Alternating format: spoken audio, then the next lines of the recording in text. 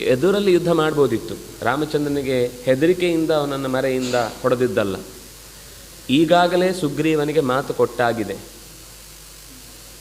ನಿನ್ನ ಹೆಂಡತಿಯನ್ನು ಬಿಡಿಸ್ತೇನೆ, ನಿನ್ನನ್ನು ರಕ್ಷಿಸ್ತೇನೆ, ವಾಲಿಯನ್ನು ಕೊಲ್ತೇನೆ ಅಂತ.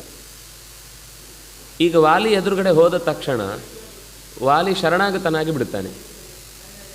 ಶರಣಾಗತರಾದವರನ್ನು ಕೊಲ್ಲುವುದು ತರವಲ್ಲ. ಅಲ್ಲ, ಕೊಲ್ಲುವುದು ತರವಲ್ಲ ಅನ್ನೋ ಒಂದೇ ಕಾರಣಕ್ಕೆ ಮರೆಯಿಂದ ಹೊಡೆದು ಕೊಲ್ಲುವುದೇ ಸರಿನಾ?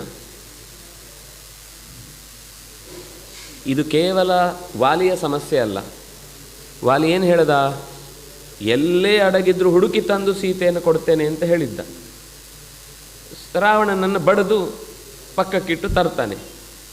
ಸೀತೆ ಬಿಡುಗಡೆ ಆಯಿತು. ಇನ್ನೂ ಸಾವಿರಾರು ಜನ